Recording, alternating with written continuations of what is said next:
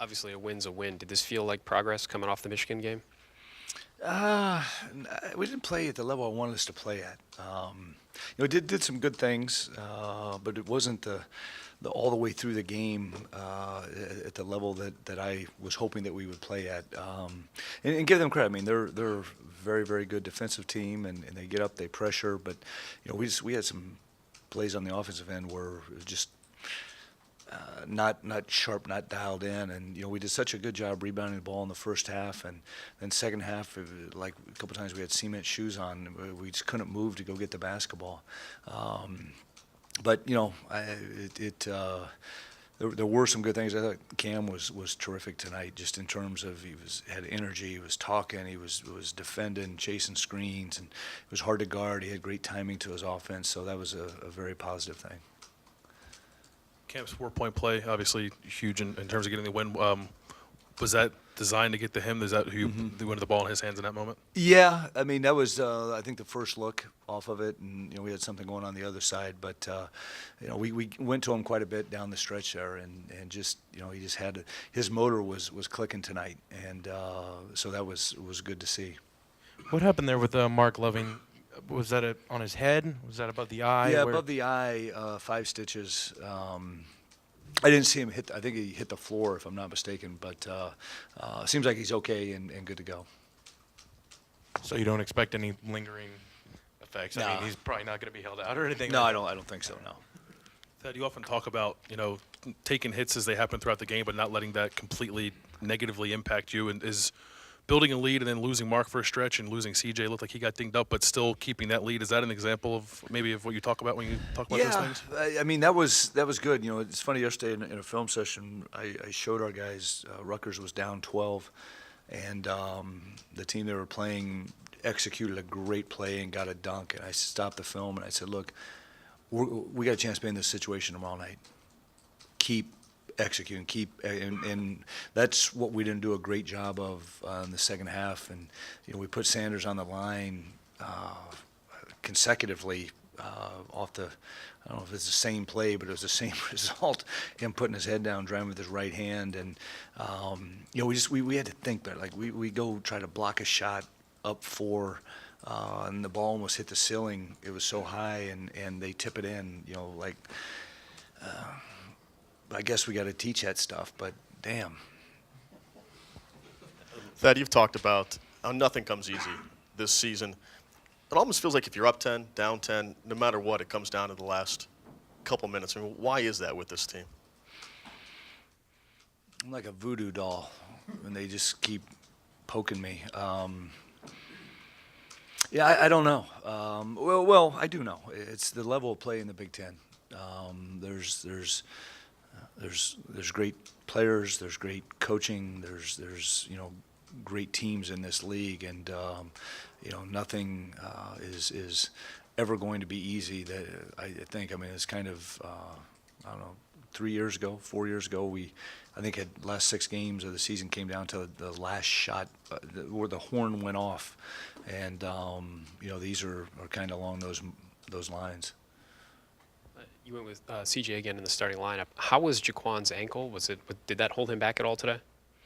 Yeah, I guess so. I mean, I got to try to find out, because he came in at halftime and said he was done, and took his tape off, and so, but he did play a little bit in the second half. He was good in the first half. He had a +5 when he was in there. So I got to try to figure out what it was. But he was not moving very well tonight. I mean, I said to him at the beginning of the game, like, what is going on here? You don't look the same. So it must be bothering a little bit more than I thought it was. Did you have any indication of that coming into the game? No, I mean, he had practiced last 2 days. What did you think of how CJ played then in extended minutes for a second straight game? I thought C was good. The turnovers were. I didn't like a couple of his decisions on some of the passes that he made. He predetermined too quickly, but that kid just keeps smiling. He keeps coming in, going to work. I love him. You were asked yesterday about tournaments and stuff off in the future, and you said, well, we have to look, small picture, day by day, et cetera. And you did take, a step forward, got to 15 wins now. Just as you enter this stretch drive, are you of a mind that things can come together, things can click the way that you want? You've got several very tough opponents coming up, beginning with 2 road games in a row. Just how do you attack that, I guess?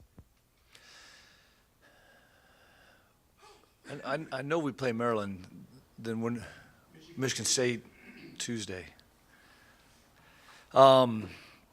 Well, I think this. We've got to stay in our day-tight compartments. We have to continue to get better, but get rest to get healed up, and we need to get as close to 100% as we possibly can. But it's sort of that time of the year. I think even the managers had ice on them in there after the game. But to look ahead or look behind with this group is not good. I mean, I know this. We got a heck of an opponent at third place Saturday. Somebody that got us in here a few games ago. We've got to look at that. How can we get better and try to find a way to win out there? That I think CJ had 5 turnovers tonight. Jaquan had 3. Is there a problem there with the ball handling at the point guard position right now that needs? Is it 8 turnovers? Yeah. I mean, is it one particular thing that No. Is it a mental thing? No, is no, it no, just they- a skill thing? Is it? Both guys were playing with the ball in the first half. They were playing with it and got ripped out there. You can't.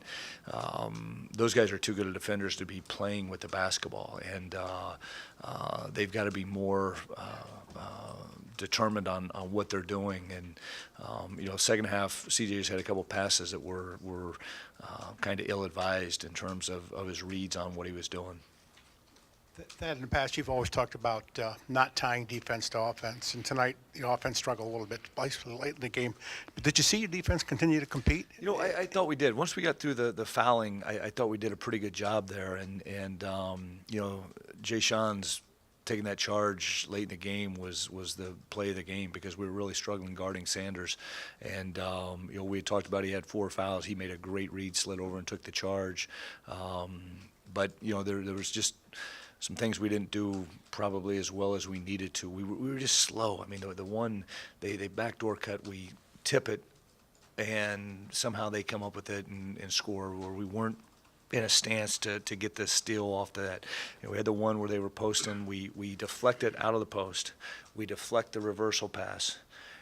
We don't rotate, and they end up hitting a 3. I mean, it was just, I was saying to myself, like, oh, my gosh, here we go again. But we did a much better job not tying the O to the D.